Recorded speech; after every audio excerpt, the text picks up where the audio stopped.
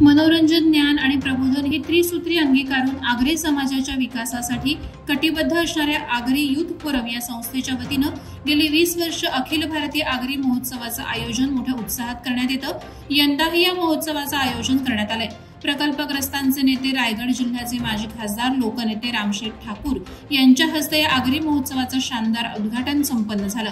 संत सावळाराम महाराज म्हात्रे क्रीडा संकुल डोंबिवली येथे या 20व्या अखिल भारतीय आगरी महोत्सवाचं आयोजन 10 डिसेंबर ते 17 डिसेंबर दरम्यान करण्यात आलं। यावर्षी दिनांक 13 आणि 14 डिसेंबर रोजी दत्त जयंतीचा उत्सव साजरा होणार आहे।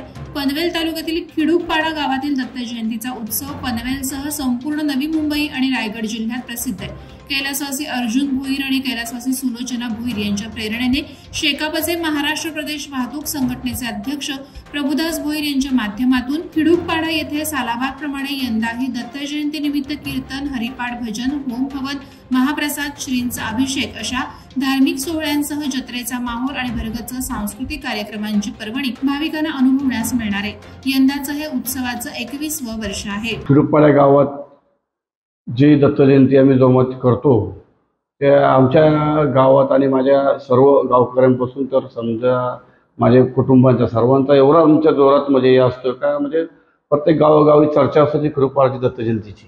हे खरं सांगायचं म्हणजे माझ्या आई वडिलांची जी पुण्य आहे ते आज आमच्या कामी आले, कारण की आम्ही एवढे म्हणजे दत्ताची भक्ती नाही केली त्याच्यापेक्षा जास्त माझ्या आई वडिलांनी केली आणि लहानपणापासून त्यांची जी भक्ती बघत आलोय त्याच भक्तीच्या त्यांची भक्तीचं बघून आम्ही प्रसन्न झालोय ना। त्यांच्या कृपेने आज आम्ही जोरात दत्त जयंती करतो। सालाप्रमाणे दत्त जयंतीचा 14 तारखे दिवशी तर आमचे कार्यक्रम दिवसभर चालूच असतात। म्हणजे समजा पूजा हवन चालू असते, भजन कीर्तन चालू असते।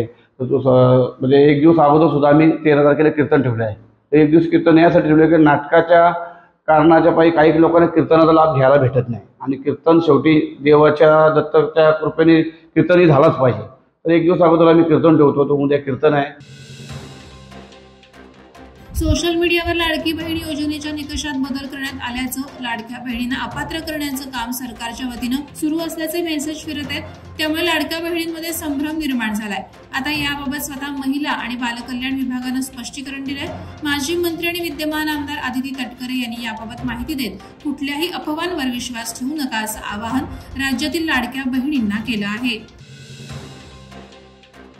सर्वत्र हिवाळी ऋतूत आणि विशेष करून डिसेंबर महिन्यात पर्यटक मोठ्या संख्येनं फिरण्यासाठी बाहेर पडतात। शाळकरी मुलांच्या प्रासंगिक करार सहली देखील या महिन्यात पर्यटनासाठी मोठ्या संख्येनं रायगड जिल्ह्यात येत असतात। सध्या किल्ले रायगड पाहण्यासाठी घाटमाथ्यावरील पर्यटक मोठ्या संख्येने येत आहेत। यात मराठवाडा, विदर्भ, पश्चिम महाराष्ट्र भागातील सहलींची मोठी गर्दी किल्ले रायगडवर झालेली पाहायला मिळत आहे। पेण तालुक्यातील ग्रुप ग्रामपंचायत कारावे ते 2018 ते 2022-23 या दरम्यान दिव्यांग यांच्या निधीसह 14 वित्त आयोग तसंच स्मशानभूमी यामध्ये आर्थिक अपहार झाल्याप्रकरणी तत्कालीन सरपंच आणि तत्कालीन ग्रामसेवक यांची चौकशी करून त्यांच्यावर गुन्हे दाखल करावे अशी मागणी दिव्यांग लाभार्थी महेश म्हात्रे यांनी पत्रकार परिषदेत केली आहे। तालुक्याच्या ग्रुप ग्रामपंचायत कारावेतील रहिवासी असणारे दिव्यांग लाभार्थी महेश काशीनाथ म्हात्रे यांनी मिळवलेल्या माहितीच्या अधिकाराखाली ग्रुप ग्रामपंचायत कारावेतील तत्कालीन सरपंच अपर्णा कोठेकर आणि तत्कालीन ग्रामसेवक संजय जाधव यांनी ग्रामपंचायतीच्या 2018 ते 2022-23 कालावधीत दिव्यांग लाभार्थींना देण्यात येणाऱ्या निधीमध्ये घेतलेल्या डिनर सेट वस्तूच्या किमतीत जास्तीच्या किमतीचे स्टिकर लावून लाखो रुपयांचा अपहार केलाय।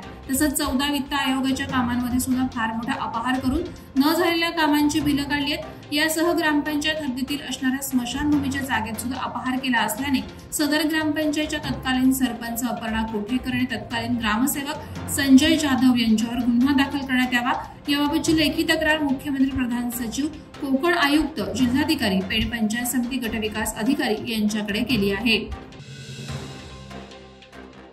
महावितरणकडून प्रधानमंत्री सूर्यघर मोफत वीज योजनेचा लाभ नागरिकांनी घ्यावा असं आवाहन महावितरण मार्फत होत आहे। वासांबे ग्रुप ग्रामपंचायतीच्या ग्रामसभेत गुरुवार दिनांक 12 रोजी या योजनेची माहिती देण्यात आली। महावितरण अधिकाऱ्यांनी उपस्थित राहून ग्रामसभेत प्रधानमंत्री सूर्यघर मोफत वीज योजना वापराबाबत माहिती देत सदर योजना नागरिकांपर्यंत पोहोचण्यासाठी वासांबे ग्रामपंचायतीकडून जनजागृती व्हावी असं आवाहन केलं।